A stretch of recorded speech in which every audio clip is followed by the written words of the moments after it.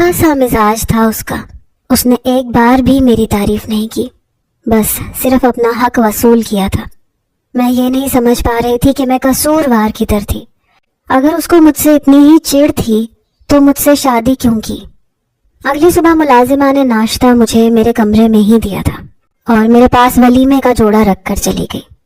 पूरा दिन जमशेद ने मुझसे बात नहीं की, ना ही उसके वालिदैन ने। अजीब कशीदगी सी थी उनके घर के माहौल में। मुझे कुछ भी अच्छा नहीं लग रहा था। रात को वलीमे के फंक्शन में वो सबसे हंस हंस कर बातें करता रहा।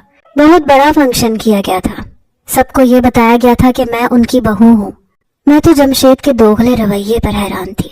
सबके सामने मेरे साथ बैठकर तस्वीरें खिंचवा रहा था। यूं था कि जैसे मुझे पाकर बहुत खुश हो। लेकिन कमरे में आते ही आज भी मैं उसके इंतजार में बैठी थी, किसी बेजान मुजस्सिमे की तरह। कमरे में आते ही उसने एक उचटती हुई नजर मुझ पर डाली।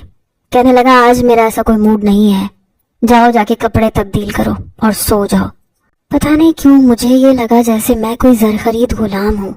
जब वो चाहे उठकर उसके लिए तैयार हो जाऊं, जब वो चाहे तब सादा सा लिबास पहनकर सो जाऊं। मेरे अपने जज्बात और अपनी कोई ख्वाहिश ही ना हो। मैं कपड़े तब्दील करके लेट चुकी थी। वो अपनी बालकनी में फिर से जा चुका था। मैंने भी परवाह नहीं की थी। आंखें बंद करके सोने की कोशिश करने लगी। कुछ देर में नींद भी आ गई। अगली सुबह मुझसे कहने लगा, अपना सामान पैक कर लो, हमें हनीमून पर जाना है। मैं ये सुनकर हैरान हुई थी। उसने ना मुझे रुनुमाई का तोहफा दिया था, ना मेरे साथ कोई अच्छा रवैया रखा था। फिर जाने का क्या तुक था। बहरहाल मैंने सामान पैक कर लिया। मुझे एबटाबाद लेकर आया था। यहाँ का मौसम काफी सर्द था। हल्की हल्की बर्फबारी भी हो रही थी। सर्दी की शिद्दत भी बहुत ज्यादा थी। फिर कराची जैसे मौसम के आदी लोगों के लिए ये सर्दी बहुत ज्यादा थी। होटल के कमरे में पहुंचकर भी उसने मुझसे बात नहीं की। जहाज का पूरा सफर खामोशी में गुजरा। इस्लामाबाद से एबटाबाद तक का सफर भी बिल्कुल खामोशी से गुजरा। मेरा तो जैसे हौसला जवाब दे गया था। कुछ मैं थक भी बहुत गई थी, इसलिए होटल के कमरे में पहुंचते ही बेड पर दराज होकर सो गई। जमशेद ने मुझे जगाने की कोशिश नहीं की थी। शाम को जब मेरी आंख खुली तो वो अब भी बालकनी में खड़ा सिगरेट पी रहा था। जैसे ही मैं उसके पास जाकर खड़ी हुई, सामने का मंजर भी ऐसे ही खूबसूरत था। दिल में अजीब से जज्बात अंगड़ाइयां लेने लगे। लेकिन मेरा महबूब बहुत सितमगर था। चेहरे पर बड़ी सख्ती लिए सिगरेट पी रहा था। मैंने कहा, एक डॉक्टर होते हुए आप सिगरेट पी रहे हैं, आप जानते हैं कितना नुकसान होता है। मैंने बात की इब्तिदा की थी। कहने लगा, अपने काम से काम रखो। मैं जानता हूँ सिगरेट का क्या नुकसान होता है और उस नुकसान से किस तरह से बचा जा सकता है। मेरी आंखों में बिल्कुल गुस्से से देखकर उसने ये बात कही और फिर से सिगरेट पीने लगा। मैं चाहती थी कि मैं उसे मनाऊं, लेकिन उसका सख्त लहजा, बेतासुर चेहरा देखकर हिम्मत नहीं कर पा रही थी। रात को वो मुझे रेस्टोरेंट पे ले गया, लेकिन गुस्से के मारे मैंने कुछ नहीं खाया और उसने मुझे कहा भी नहीं कि तुम क्यों भूखी बैठी हो, खा क्यों नहीं रही हो। चुपचाप अपना खाना खाता रहा। मैं भी गुस्से से मुंह फुलाए बैठी रही। खाना खाने के बाद हम वापस होटल में जाने लगे तो बर्फबारी शुरू हो गई। जहां वो रेस्टोरेंट था उसके 15 मिनट की वॉक पर ही हमारा होटल था, इसलिए हम पैदल ही गए थे। वापसी में बर्फबारी इस कदर तेज हो जाएगी हमें अंदाजा नहीं था। मुझसे तो इस बर्फ पर चलना मुश्किल हो रहा था। तभी जमशेद ने मेरा हाथ पकड़ लिया, मुझे तेजी से होटल की जानिब ले जाने लगा। कहने लगा, जल्दी चलो, अगर और बर्फबारी पड़ गई तो मुश्किल हो जाएगी। होटल के कमरे तक पहुंचते पहुंचते मैं बुरी तरह से कपकपाने लगी, इसलिए मैं फौरन से रजाई में घुस गई। मुझे लगा था जमशेद मेरे साथ लेट जाएगा, मैं उससे माजरत कर लूंगी, लेकिन वो बहुत पत्थर दिल इंसान था। फिर से अपनी सिगरेट की डिबिया लेकर बालकनी में चला गया। काफी देर मैं गुस्से से बैठी रही। सर्दी की शिद्दत भी बढ़ने लगी। उस तरह कमरे का दरवाजा खड़का था। जमशेद बालकनी से कमरे में आया, दरवाजा खोलकर वेटर से एक कप कॉफी का लिया और वापस फिर बालकनी में चला गया। क्या था, मुझे भी एक कॉफी मंगवा देता, सर्दी तो मुझे भी लग रही थी। मैं भी उठकर बालकनी में आ गई। एक 2 सीटर सोफा रखा हुआ था, वहीं बैठा हुआ था, घूंट घूंट कॉफी पी रहा था। गरम शाल अपने गिर्द लपेटी हुई थी, साथ साथ सिगरेट के सुट्टे भी मार रहा था। पता नहीं सिगरेट के साथ कॉफी कैसे पी सकते हैं लोग। میں اس کے برابر میں جا کر بیٹھ گئی۔ مجھے اپنے بے حد قریب دیکھ کر اس نے بس ایک تیکھی نظر سے ہی مجھے نوازا تھا، لیکن اس بار میں سوچ چکی تھی کہ ڈھیٹ بن کر اس کے پاس بیٹھی رہوں گی۔ میں بھی دیکھتی ہوں کب تک مجھ سے دور رہ سکتا ہے۔ لیکن باہر بہت ٹھنڈ تھی، میں جان بوجھ کر اپنی شال نہیں لے کر آئی تھی۔ میں نے کہا جے کے مجھے سردی لگ رہی ہے۔ میری اس بات پر کہنے لگا تمہیں یہاں کس نے کہا کہ بیٹھو، جاؤ جا کر سو جاؤ۔ وہی روکھا سا لہجہ۔ میں نے اس کی شال پکڑی اور اپنے اوپر بھی لپیٹ لی اور بالکل اس کے ساتھ لگ کر بیٹھ گئی۔ اس کے کندھے پر سر رکھ دیا۔ شاید اسے مجھ سے ایسی امید نہ تھی، لیکن میرا شوہر تھا، میں اسے ناراض نہیں رکھ سکتی تھی۔ عجیب بات یہ تھی کہ اس نے مجھے پیچھے کرنے کی کوشش نہیں کی، لیکن مجھے بازو پھیلا کر اپنے قریب بھی نہیں کیا۔ میں نے خود ہی اس کا بازو پکڑا اور اپنے گرد لپیٹ لیا، اوپر سے شال بھی کی اور شال کو پکڑ کر اس کے کندھے پر ڈال دیا۔ بالکل اس کے قریب ہو گئی۔ شاید میری قربت نے اس کے اندر ہلچل سی مچائی تھی۔ بار بار میرا سر اپنے کندھے پر دیکھ کر اپنا رخ بدل لیتا تھا۔ میں نے کہا مجھے بھوک لگ رہی ہے۔ کہنے لگا ریسٹورنٹ میں تمہیں کھانا کھلانے لے کر گیا تھا، اس ہوٹل میں کھانے کا کوئی انتظام نہیں ہے۔ میں نے کہا اس وقت بھوک نہیں لگی تھی، اب لگ رہی ہے۔ کہنے لگا میں تمہارا عاشق تو ہوں نہیں، شرعی شوہر ہوں، اس لیے اس برستی برف باری میں تمہارے لیے کھانا لے کر بالکل نہیں آؤں گا، اور اپنی جیب میں سے چاکلیٹ نکال کر میری طرف بڑھا دی۔ کہنے لگا اسی میں گزارا کر لو۔ میں نے چاکلیٹ لے لی اور کھانے لگی۔ سائڈ پر رکھا کافی کا کپ جیسے اس نے پینے کے لیے اٹھایا، میں نے اس کے ہاتھ سے لے لیا اور کافی پینے لگی۔ میں نے کہا مجھے بھی سردی لگ رہی ہے، مجھے بھی کافی پینی ہے۔ کہنے لگا میں منگوا دیتا ہوں۔ میں نے کہا نہیں، ہم دونوں ایک ہی کافی پئیں گے۔ پھر ایسے ہی ہوا، ایک ایک گھونٹ ہم دونوں نے کافی کا پیا۔ اب جمشید کا غصہ کافی حد تک ختم ہو چکا تھا۔ میں نے کہا مجھے معاف نہیں کر سکتے؟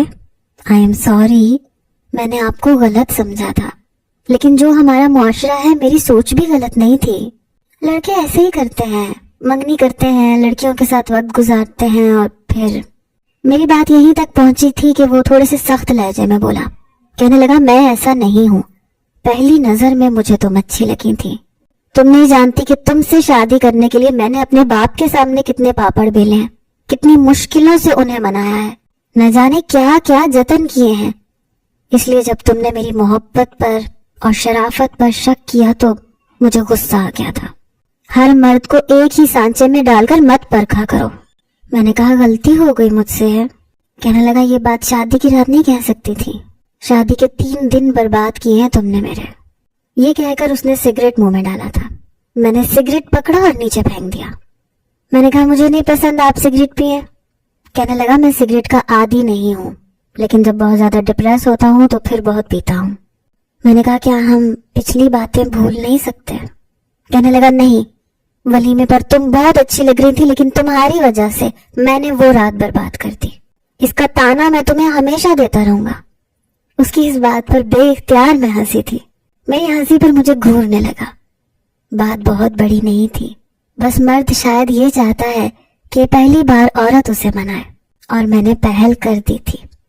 پھر وہ مجھے کمرے میں لایا، مجھے منہ دکھائی کے طور پر ایک چین لاکٹ دیا تھا جس پر جے کے لکھا تھا۔ بس کچھ منٹ لگے تھے دوریوں کو سمیٹنے میں۔ چند ہی دن میں جمشید نے مجھ پر اتنی محبت نچھاور کی کہ میں خود کو خوش نصیب سمجھنے لگی۔ کہنے لگا ہم ڈاکٹرز کے پاس بس وقت کم ہوتا ہے اپنی زندگی گزارنے کے لیے، صرف کچھ دن کی چھٹی دی ہے میرے باپ نے، میں چاہتا ہوں اس کا ایک ایک لمحہ ہم یادگار بنائیں۔ میں نے بھی اس کا پورا ساتھ دیا تھا۔ ایبٹ آباد کی ہر جگہ اس نے مجھے دکھائی تھی۔ مجھے لگا جیسے وقت کو پر لگ گئے۔ ہر دن بڑی تیزی سے گزر رہا تھا، ایک نئی دنیا متعارف ہوئی تھی۔ وہ سچ مچ میرا دیوانہ تھا، اور اس کی دیوانگی 8 دنوں میں میں دیکھ چکی تھی۔ کوئی نظر بھر کر مجھے دیکھتا تو اس سے برداشت نہیں ہوتا تھا، کئی بار لڑکوں سے لڑ پڑتا۔ میں تو اس کے غصے کو دیکھ کر حیران تھی۔ میں نے کہا تمہیں ہو کیا جاتا ہے؟ لوگ ہیں، چلتے پھرتے ہیں، اچانک سے کتنے لوگوں کی نظر ایک دوسرے پر پڑ جاتی ہے۔ کہنے لگا تم پر کسی کی نظر پڑے مجھ سے دیکھا نہیں جاتا، برداشت نہیں ہوتا، آگ لگ جاتی ہے مجھے۔ تم نہیں سمجھ سکتی میں کتنی شدت سے تمہیں چاہتا ہوں۔ تم نے جب انگوٹھی مجھے واپس کی تھی میری جان نکل گئی تھی، کہ کہیں تمہیں کھو نہ دوں، اس لیے 1 مہینے کے اندر اندر تمہیں نکاح کے بندھن میں باندھ لیا۔ میں خود کو تمہاری جانب بڑھنے سے روک نہیں پا رہا تھا، اور تم اسی بات پر ناراض سی رہنے لگی تھی۔ جب تم نے مجھے انگوٹھی پکڑائی تھی تو میں ڈر گیا تھا کہیں تمہیں کھو ہی نہ دوں۔ یہ کہتے ہی اس کی آنکھوں میں نمی تھی۔ میں اس کے ساتھ لگ گئی۔ میں نے کہا، جمشید، پہلے کی بات تو میں نہیں جانتی، لیکن اب میں بھی آپ کے بغیر نہیں رہ سکتی۔ میاں بیوی کا رشتہ ہی کچھ ایسا ہوتا ہے، ایک شخص 2 لفظوں سے ہمارے سب سے زیادہ قریب ہو جاتا ہے، اتنا کہ ہمارے دل کے ساتھ دھڑکنے لگتا ہے۔ میرا واپس جانے کا موڈ بالکل بھی نہیں تھا، اور جمشید کا بھی نہیں تھا، لیکن بہرحال واپس تو جانا ہی تھا۔ وہ دن ہم نے بہت اچھے سے گزارے تھے، لیکن گھر آ کر کئی انکشافات مجھ پر کھلے تھے۔ میں شدید حیران رہ گئی تھی۔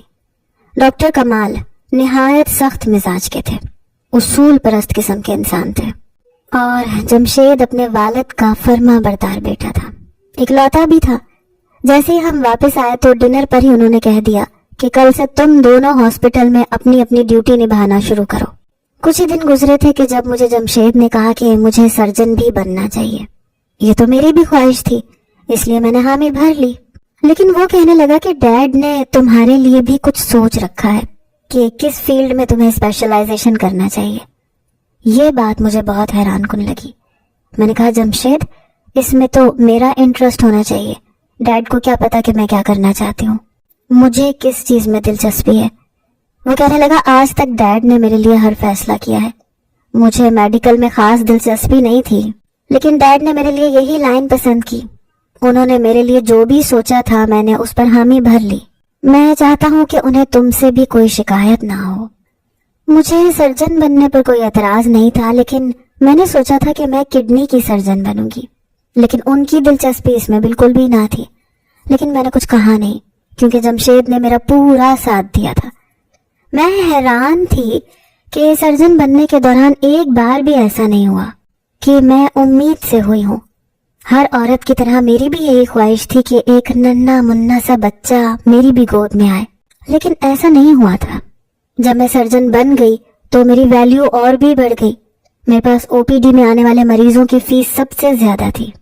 ایک سرجری کی فیس ڈاکٹر کمال لاکھوں میں لیتے تھے۔ میں اپنی پوری ایمانداری سے اپنا فرض نبھا رہی تھی، لیکن جو بات مجھے پریشان کرنے لگی وہ عجیب تھی۔ گو کہ جمشید کی محبت میں کوئی بھی کمی نہیں آئی تھی، لیکن مجھے ان کے ہاسپٹل کا نظام سمجھ میں نہیں آیا تھا، کیونکہ مجھ سے یہی کہا جاتا تھا کہ میں مریض کو یہی تاکید کروں کہ وہ سارے کے سارے ٹیسٹ اسی ہاسپٹل کی لیبارٹری سے کروائیں، انہیں ہی قابل قبول سمجھا جائے گا۔ اور ان ٹیسٹوں کے چارجز اتنے زیادہ ہوتے تھے کہ ایک بار انسان سوچ میں پڑ جاتا تھا، لیکن ہمیں یہ کہا جاتا تھا کہ ہم مریض کو اس قدر شک و شبہات میں ڈال دیں اسے لگے کہ ٹیسٹ کروانا بے حد ضروری ہے۔ دوسری بات جو میں نے نوٹ کی وہ یہ تھی کہ ڈی ہائیڈریشن کے معمولی سے کیسز میں بھی مریضوں کو ڈرایا جاتا تھا کہ بہت زیادہ پانی کی کمی ہو گئی ہے، صرف ORS کا پینا کافی نہیں ہے، ڈرپ لگوانی پڑے گی۔ حالانکہ ایسا کچھ نہیں ہوتا تھا، لیکن انہیں ایڈمٹ کر دیا جاتا تھا، ڈرپ لگائی جاتی تھی، اور ہزاروں کی فیس کی سلپ ان کے ہاتھ میں تھما دی جاتی تھی۔ پھر میڈیسن ایسی دینے کے لیے کہا جاتا تھا جو صرف ہمارے ہاسپٹل میں ہی مہیا ہوتی تھی، باقی پورے شہر میں کہیں نہیں ملتی تھی، کیونکہ کمپنی والے وہ ادویات ہمیں دیتے تھے اور بدلے میں بیرون ملک کے ٹورز کے وعدے بھی کرتے تھے کہ اگر ہم یہی میڈیسن اپنے مریضوں کو دے دیں، مطلب وہ اٹلی یا فرانس کا 5 یا 10 دن کا ٹور ہمیں دیں گے۔ مریض مہنگے داموں ہمارے ہی میڈیکل اسٹور سے وہ ادویات خریدتے تھے۔ ایسے لگتا تھا جیسے یہاں مسیحائی نہیں ہو رہی، صرف لوٹ مار کا بازار گرم ہے۔ مریضوں کو دونوں ہاتھوں سے لوٹا جا رہا تھا۔ سامنے بیٹھا انسان پریشان نظر آتا تھا، کیونکہ آنے والے صرف امیر کبیر لوگ ہی نہیں ہوتے تھے، عام طبقے سے بھی تعلق رکھتے تھے، کیونکہ یہاں پر آنے والے مریض شفا یاب ہوتے تھے۔ مجھے یہ سب کچھ ٹھیک نہیں لگتا تھا۔ کہیں نہ کہیں دل میں یہ کھٹکا سا ہونے لگا، جیسے ہم اپنی محنت سے بہت زیادہ معاوضہ لیتے ہیں، ہزاروں کی چیز لاکھوں میں دی جاتی ہے، مریض اپنا علاج کروانے کے لیے اپنا بینک بیلنس تک بیچنے کے لیے مجبور ہو جاتا ہے۔ جس کا علاج دوائیوں سے ہو سکتا تھا اسے بھی آپریشن کا مشورہ دے دیا جاتا ہے، اور وہ ان سب چیزوں کے لیے راضی رہتا تھا۔ ایک بار میں کمرے میں آئی تو جمشید سو رہا تھا، لیکن اس کا موبائل وائبریٹ کر رہا تھا۔ میں نے اس کا موبائل دیکھا تو کسی کا میسج آیا تھا، شاید کسی مریض کا تھا، کیونکہ اس وقت وہ بے حد تکلیف میں تھا۔ کہہ رہا تھا کہ مجھے وقتی طور پر کوئی میڈیسن بتا دو جس سے میرے پیٹ کا درد ٹھیک ہو جائے، میں ابھی ہاسپٹل نہیں آ سکتا، میرے پاس پیسے موجود نہیں ہیں۔ اور التجا کر رہا تھا کہ اس کے پاس فیس کے پیسے نہیں ہیں، اس لیے اسے میسج میں میڈیسن بتا دی جائے۔ میں نے فوراً سے اس کے مسئلے کا حل پوچھا اور اسے میڈیسن لکھ کر دے دی، لیکن میں نہیں جانتی تھی کہ میری اتنی سی نیکی مجھے اتنی مہنگی پڑ جائے گی۔ صبح جب وہ میسج جمشید نے دیکھا تو مجھ سے کہنے لگا کہ تم نے میرے موبائل سے میسج کیوں کیا ہے؟ میں نے کہا آپ کا مریض بہت تکلیف میں تھا اور میں جانتی تھی کہ اس کا حل کیا ہے۔ میں نے بتایا تو مجھے تو یہ ایک معمولی سی بات لگی تھی، لیکن وہ بھڑک اٹھا، کہنے لگا ڈیڈ نے منع کیا ہے، تمہیں کب سمجھ میں آئے گی؟ ارے اسے درد ہو رہا تھا تو ہونے دیتی، درد ہوگا تبھی تو وہ ہمارے پاس آئے گا نا، تبھی تو ہم سے چیک اپ کروائے گا، فیس بھرے گا، پھر ہم دوائی لکھ کر دیں گے۔ تم بھی بڑی عجیب ہو یار۔ میں نے کہا جمشید وہ بیچارہ درد سے تڑپ رہا تھا، کیا ہمارا یہ فرض نہیں ہے کہ ایک انسان ہمارے سامنے تڑپ رہا ہو اور ہم یہ دیکھیں کہ وہ فیس دے گا کہ نہیں؟ میرے خیال سے تو ڈاکٹر انسانیت کی خدمت کے لیے ہوتا ہے۔ وہ کہنے لگا کم آن یار، ہم بھی انسان ہیں، ہماری بھی ضروریات ہیں، مفت میں ڈاکٹری نہیں پڑھی ہم نے، لاکھوں کروڑوں لگے ہیں۔ میں نے کہا تو اس کا مطلب یہ ہے کہ وہ سارے پیسے ہم مریضوں سے وصول کریں گے؟ میری بات سن کر کہنے لگا ہاں بالکل کریں گے، ان کا علاج بھی تو کرتے ہیں نا، ہاسپٹل کے کوئی ایکسپینسز نہیں ہے، وہاں کی بجلی یوز کرتے ہیں، لیب کا خرچہ ہے، سب کچھ ہمیں ہی مینیج کرنا پڑتا ہے، تم کیا سمجھتے ہو یہ سب بغیر پیسوں کے ہوتا ہے؟ میں نے کہا ٹھیک ہے خرچے ہوتے ہیں، لیکن کیا ہاسپٹل کے تمام اخراجات کو بھی دیکھا جائے اور ہم اپنی عیاشیوں کو بھی دیکھیں، اس کے باوجود ہم مریضوں سے بہت زیادہ پیسے لیتے ہیں جو ناجائز ہے۔ ہم جانتے ہیں کہ انہیں کوئی بڑا مرض نہیں ہے، لیکن ہم خواہ ڈھیروں ٹیسٹ لکھ کر دے دیتے ہیں جو کہ بالکل ٹھیک نکلتے ہیں، لیکن ان پر لاکھوں روپے لگ جاتے ہیں۔ یہ کہاں کی عقل مندی ہے؟ ایک ڈاکٹر ہونے کے ناطے میں اچھے طریقے سے جانتی ہوں کہ وہ شخص ایک چھوٹے موٹے سے مرض میں مبتلا ہے، لیکن آپ کے والد کا یہ آرڈر ہے کہ مجھے ہر صورت انہیں ٹیسٹ کے لیے آمادہ کرنا ہے۔ مجھ سے یہ جھوٹ نہیں بولے جاتے ہیں، میں مزید یہ سب کچھ نہیں کر سکتی، بلکہ آپ کو بھی اپنے والد کو سمجھانا چاہیے۔ لیکن میری بات سن کر وہ ہتھے سے اکھڑ گیا، کہنے لگا جو ڈیڈ کہتے ہیں بس وہی کرو، کوئی ضرورت نہیں ہے تمہیں ہمدردی کے جذبات دکھانے کی۔ یہ سن کر مجھے حیرت ہوئی تھی۔ پھر میرے والد کا بھی اصرار یہ بڑھنے لگا کہ میں ایک پرائیویٹ کلینک کھول لوں جہاں پر لوگوں کا مفت علاج کروں۔ میں نے اپنا کلینک کھول لیا کیونکہ میرے والد نے اپنی زمینیں بیچ کر مجھے کلینک بنا کر دیا تھا۔ جن لوگوں کے پاس زیادہ پیسے نہیں ہوتے تھے انہیں میں اپنے کلینک پر بلانے لگی تھی، لیکن اس بات پر بھی میرے سسر کو اعتراض ہونے لگا۔ جب میں اختلاف کرتی تو جمشید مجھے بولنے نہیں دیتا تھا۔ مجھے اپنے ضمیر پر ایک بوجھ سا محسوس ہونے لگا۔ میں نے کہا کہ مجھے آپ کے ہاسپٹل میں کام نہیں کرنا، میں صرف اپنے کلینک پر کام کرنا چاہتی ہوں۔ جو کچھ آپ کر رہے ہیں وہ سب ناجائز ہے، خواہ مریضوں سے پیسے لیتے رہیں، مہنگی ادویات، مہنگے ٹیسٹ لکھ کر دیتے رہیں، یہ سب ناجائز ہے۔ ہمیں انسانیت کی خدمت کے لیے اللہ نے انعام دیا ہے کہ ہمارے ہاتھوں میں شفا رکھی ہے، میں اسے ناجائز طریقے سے کیش نہیں کر سکتی۔ میری بات سن کر وہ کہنے لگا کہ تم کیسے یہ بات کہہ سکتی ہو؟ جانتی ہو تمہارے سرجن بننے میں لاکھوں روپے لگائے ہیں میرے باپ نے، اور انہوں نے تم پر یوں ہی پیسے نہیں لگائے، تمہاری مجھ سے شادی بھی یوں ہی نہیں کروائی۔ وہ جانتے تھے کہ تم اسکالرشپ پر MBBS کر رہی ہو، تمہاری ذہانت بہت اچھی ہے، تم ہمیں فائدہ پہنچا سکتی ہو، اسی وجہ سے انہوں نے تم سے میری شادی پر حامی بھری تھی۔ یہ سن کر میں حیران رہ گئی۔ میں نے کہا اس کا مطلب آپ نے مطلب سے مجھ سے شادی کی ہے؟ جمشید کی بات نے تو جیسے میرے اندر سے چھن سے میرا دل ہی توڑ ڈالا تھا۔ میری بات سن کر وہ میرے پاس آ گیا، کہنے لگا پاگل لڑکی، بہت محبت کرتا ہوں تم سے، تمہیں ایسے کیوں لگتا ہے؟ اپنے باپ کو منانے کے لیے میں نے یہ سب کہا تھا، ورنہ یہ شادی کسی بھی ایک بہترین ڈاکٹر سے ہو سکتی تھی، لیکن میں نے ڈیڈ سے کہا تھا کہ تمہارا فیوچر بہت برائٹ ہے۔ پتہ نہیں کیوں وہ مجھے وضاحتیں دے رہا تھا، اور اس کی وضاحتیں مجھے کیوں بے اثر سی لگ رہی تھیں۔ میری شادی کو 7 سال گزر گئے تھے، لیکن میں بے اولاد تھی اور وجہ میں جان نہیں پا رہی تھی۔ کئی بار میں نے اپنا ٹریٹمنٹ بھی کروایا، لیکن افاقہ نہیں ہو رہا تھا۔ شاید اس کی وجہ یہ تھی کہ میں اسی ہاسپٹل سے اپنا ٹریٹمنٹ کرواتی تھی، لیکن ایک بار میں نے اپنی ایک دوست کے کلینک میں جا کر اپنے سارے ٹیسٹ کروائے تو جو انکشاف مجھ پر کھلا میں سوچ بھی نہیں سکتی تھی۔ میری دوست کہنے لگی کہ تمہارے بلڈ گروپ سے یہ بات ظاہر ہوتی ہے کہ تمہیں ایسی میڈیسن دی جا رہی ہے تاکہ یہ بچہ پیدا نہ کر سکو۔ یہ سن کر میں حیران رہ گئی۔ ایسی کئی رپورٹس میں پہلے بھی JK کے ہاسپٹل میں کروا چکی تھی جس میں رپورٹ نارمل آتی تھی۔ میں نے کہا ایسا کیسے ہو سکتا ہے؟ میں نے دوبارہ سے اپنی وہی رپورٹ کروائی، لیکن جواب وہی تھا جو میری دوست نے مجھے بتایا تھا۔ پھر مجھے لگا کہ مجھے جمشید روزانہ ملٹی وٹامن کے طور پر ایک کیپسول لازمی رات کو کھلاتا ہے۔ کہتا ہے کہ تمہیں اپنی پرواہ نہیں ہے، یہ میڈیسن کھاؤ۔ اور میں پوچھتی تھی کہ یہ کون سی ملٹی وٹامن ہے تو کہہ دیتا تھا کہ میں نے بیرون ملک سے منگوائی ہے۔ میں نے پہلے تو اس بات پر توجہ نہیں دی تھی، لیکن جب میں نے وہ میڈیسن لے جا کر چیک کروائی تو پتا چلا کہ وہ مانع حمل کی میڈیسن تھی تاکہ مجھے اولاد نہ ہو۔ یہ بات میرے لیے ناقابل فہم تھی۔ رات کو جو ہی وہ کمرے میں آیا تو مجھے بہت افسوس اور دکھ ہو رہا تھا۔ کمرے میں آتے ہی اس کی شوخیاں شروع ہو جاتی تھیں۔ جب بھی میں کہتی تھی کہ مجھے بچہ چاہیے تو کہتا تھا یار ابھی لائف انجوائے کرو، تمہیں کیا بچوں کی پڑی ہے، ہو جائیں گے بچے بھی۔ وہ بات کو ٹال دیتا تھا، لیکن اب سمجھ میں آ رہا تھا کہ کیوں ٹالتا تھا۔ اسے اولاد چاہیے ہی نہیں تھی۔ ابھی بھی کمرے میں آتے ہی میرے پاس بیٹھ گیا، میرے دونوں کندھوں پر اپنے بازو رکھ کے اپنا سر میرے سر کے ساتھ جوڑ دیا۔ بہت تھک گیا ہوں یار، مریضوں نے مجھے تھکا کے رکھ دیا، ایک کپ کافی بنا کر لا دو، آدھی آدھی پیتے ہیں۔ شادی کے 7 سالوں میں ہم نے ہمیشہ کافی ایک ہی کپ میں پی تھی۔ میں نے کہا جمشید آئی ایم پریگننٹ۔ یہ سن کر اس کے چہرے کے تاثرات بدلے تھے۔ اس نے اپنے دونوں بازو میرے کندھے سے ہٹا کر پیچھے کیے، کہنے لگا یہ کیسے پاسبل ہے؟ وہ کافی سنجیدگی سے پوچھ رہا تھا۔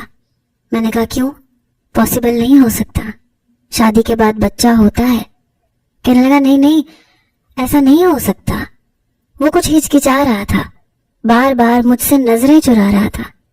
میں نے کہا میں نے اپنی ساری رپورٹس کروائی ہیں۔ میں نے فائل اس کے سامنے رکھ دی۔ اس نے بڑی تیزی سے میری تمام رپورٹس کو دیکھا تھا۔ اس میں یہی لکھا تھا کہ میں پریگننٹ نہیں ہوں، اور کیوں نہیں ہوں یہ وجہ بھی لکھی تھی۔ اس دوائی کی بھی لیبارٹری رپورٹ موجود تھی جو وہ مجھے دھوکے سے کھلا رہا تھا۔ میری آنکھوں سے آنسو بہنے لگے۔ اس نے رپورٹ ایک طرف رکھ دی۔ میں نے کہا میرے ساتھ ایسا کیوں کیا آپ نے؟ کہنے لگا یار بہت ضروری تھا، اگر میں یہ نہ کرتا تو تم سرجن نہیں بن سکتی تھی، اور ڈیڈ نے کہا تھا کہ تمہیں سرجن بنانا چاہیے، ہمارے ہاسپٹل کے لیے بہت ضروری تھا۔ تم ماں بن جاتی تو تمہاری توجہ پڑھائی سے ہٹ جاتی، اور میں ابھی بچے پیدا کرنا ہی نہیں چاہتا تھا۔ مجھے لائف انجوائے کرنی ہے تمہارے ساتھ ورلڈ ٹور پر جانا ہے۔ میں نے کہا اپنے مفاد کے لیے آپ نے میرے ساتھ بہت بڑا ظلم کیا ہے۔ کیا آپ جانتے ہیں کہ جو میڈیسن آپ نے مجھے ملٹی وٹامنز کہہ کر کھلائی تھی، اور اگر میں وہ مزید کھاؤں تو میں بے اولاد ہی رہوں گی؟ تو کہنے لگا تو کیا ہوا، مجھے اس پر کوئی اعتراض نہیں ہوگا، میں بچوں کا جھنجٹ پالنا ہی نہیں چاہتا، ساری لائف ڈسٹرب ہو جاتی ہے۔ میں نے کہا بچے میاں بیوی کے رشتے کو اور بھی مضبوط کرتے ہیں۔ کہنے لگا جتنی محبت میں تم سے کرتا ہوں تمہیں ڈرنا ہی نہیں چاہیے کہ بچہ نہیں ہوگا تو میں تمہیں چھوڑ دوں گا۔ میں نے کہا مجھے پھر بھی اولاد چاہیے۔ میں روئے جا رہی تھی۔ کہنے لگا پھر تمہاری بکواس شروع ہو گئی۔ یہ کہہ کر وہ کمرے سے باہر چلا گیا۔ مجھے بے تحاشا غصہ بھی آ رہا تھا، وہ کیسے مجھے اتنا بڑا دھوکہ دے سکتا تھا۔ میں روئے جا رہی تھی۔ 2 گھنٹے بعد جب وہ کمرے میں آیا مجھے دیکھ کر میرے پاس آ کر بیٹھ گیا۔ کہنے لگا تم اب تک رو رہی ہو، اسٹوپڈ قسم کی لڑکی ہو تم۔ میرے آنسو صاف کرنے لگا۔ میں نے اس کا ہاتھ نیچے جھٹک دیا۔ میں نے کہا مجھے نہیں رہنا تمہارے ساتھ، مجھے ایک اولاد نہیں دے سکتے۔ یہ بات سن کر اس نے زبردستی مجھے اپنے ساتھ لگایا۔ میں پھوٹ پھوٹ کر رونے لگی، خود کو اس سے چھڑوانے لگی، لیکن اس کی گرفت زیادہ مضبوط تھی۔ کہنے لگا شادی کے نام پر تمہارے ساتھ میں نے صرف 8 دن اپنی مرضی کے گزارے ہیں۔ میں نے تمہارے لیے جو فیصلہ کیا وہ اس لیے ضروری تھا کہ ہمارا بچہ نہ ہو۔ میں نے سوچا تھا کہ جب میں سرجن بن جاؤں گا تو ہم ورلڈ ٹور پر جائیں گے اور وہیں پر بیبی بھی پلان کر لیں گے. لیکن ڈیڈ کہہ رہے ہیں کہ ابھی تمہاری ہاسپٹل میں زیادہ ضرورت ہے. کڈنی کے پیشنٹ بہت بڑھ گئے ہیں اور یہی سیزن ہے کہ ہم اچھے پیسے کما سکتے ہیں. انہوں نے میرا یہ پروگرام 6 مہینے کے لیے پوسٹ پون کر دیا ہے اور اب تمہیں بچے کی جلدی ہے. ابھی بھی میرے آنسو بہہ رہے تھے اور میں حیرت سے اس کی بات سن رہی تھی. میں نے کہا اس کا مطلب آپ بچہ تب کریں گے جب آپ کا باپ آپ کو اجازت دے گا. کیا آپ کی اپنی کوئی زندگی نہیں ہے؟ آپ ڈاکٹر نہیں بننا چاہتے تھے لیکن اپنے باپ کی خواہش پر بنے. آپ سرجن نہیں بننا چاہتے تھے لیکن باپ کی خواہش پر بنے. مجھے بھی ان کی خواہش کے مطابق چلا رہے ہیں. یہاں تک کہ بچہ بھی تب پیدا کریں گے جب آپ کا باپ آپ کو اجازت دے گا. تو پھر میرے پاس کیوں آتے ہیں؟ جائیں، نکلیں اس کمرے سے باہر، جا کے اپنے باپ سے اجازت لے کر آئیں کہ میں اپنی بیوی کے پاس جاؤں یا نہ جاؤں. غصے میں میرے دل میں جو آیا میں بولتی جا رہی تھی. میری بات سن کر کہنے لگا نہیں، اس چیز کی اجازت تو مجھے شریعت نے دے رکھی ہے.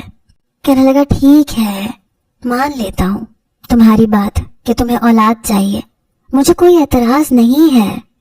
لیکن میں نہیں جانتی تھی کہ انہی دنوں ایک ایسا حادثہ پیش آ جائے گا. میرے والد کو ہارٹ اٹیک ہوا تھا اور ان کا آپریشن بے حد ضروری تھا. میں بہت پریشان تھی. وہ ہمارے ہی ہاسپٹل میں ایڈمٹ تھے، لیکن انہی دنوں ایک گاؤں سے ایک غریب باپ اپنے غریب بچے کو لے کر آیا تھا جس کی کڈنی میں اسٹون تھا. میں اسی کا ٹریٹمنٹ کر رہی تھی. وہ اسٹون میڈیسن سے ڈیزالو نہیں ہو پا رہا تھا، اس لیے مجھے چھوٹا سا آپریشن کرنا تھا. لیکن میرے سسر نے مجھے اپنے کمرے میں بلا کر جو بات مجھ سے کہی میرے ہوش اڑا دینے کے لیے کافی تھی. کہنے لگے تم اس بچے کا کڈنی کا آپریشن کرنے کے بعد اس کی ایک کڈنی نکال لو گی، کیونکہ اس کی ساری رپورٹیں ایک ایسے بچے کے ساتھ میچ کر رہی ہیں جس کی دونوں کڈنیز فیل ہو چکی ہیں. اب ٹرانسپلانٹ کے طور پر ہمیں ایک کڈنی کی اشد ضرورت ہے اور اس بچے کا باپ ہمیں اپنے بچے کی کڈنی ٹرانسپلانٹ اور کڈنی کے لیے پورے 2 کروڑ کی رقم دے رہا ہے. میں نے کہا یہ آپ کیسی باتیں کر رہے ہیں؟ میں کیسے اس بچے اور اس کے والدین کو بتائے بنا اجازت لیے ایسا کیسے کر سکتی ہوں؟ اس کی ایک کڈنی میں اسٹون ہے اور ایک کڈنی بالکل ٹھیک ہے. اگر ایک کڈنی میں اس میں سے نکال لیتی ہوں اور خدا نہ خواستہ اس بچے کی دوسری کڈنی خراب ہو جائے تو ذمہ دار کون ہے؟ میں یہ کام نہیں کر سکتی کیونکہ میرا پیشنٹ بھی اپنے باپ کا اکلوتا بیٹا ہے اور اس کے باپ نے اپنے گاؤں کی زمینیں بیچ کر اس کے علاج کے لیے پیسہ اکٹھا کیا ہے. میں ایسا کوئی بھی گناہ نہیں کر سکتی اور نہ ہی میں دھوکہ دے سکتی ہوں. کہنے لگے اگر تم یہ نہیں کرو گی تو تمہارے والد کا آپریشن بھی نہیں ہو سکتا.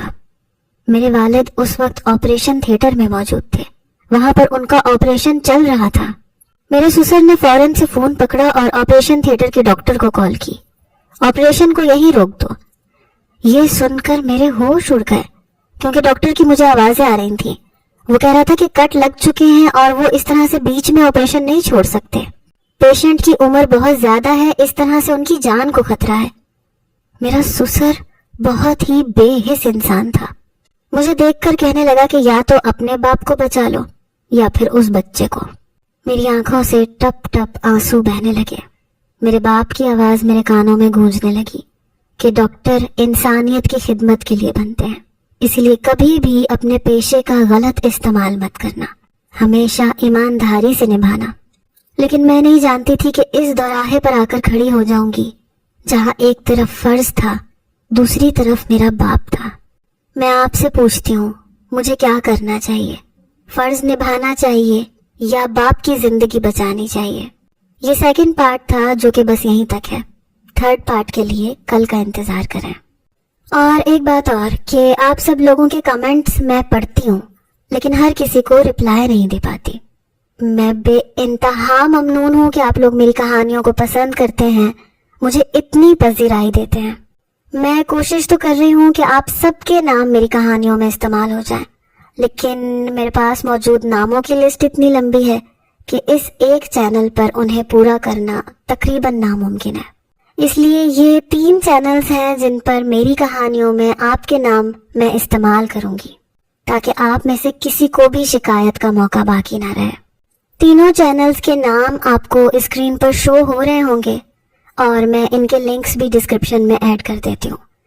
میں امید کرتی ہوں کہ میرے باقی کے چینلز پر بھی آپ لوگ مجھے اتنا ہی سپورٹ کریں گے جتنا کہ آپ لوگ پاکیزہ پر کرتے ہیں. بہت بہت شکریہ. اللہ حافظ.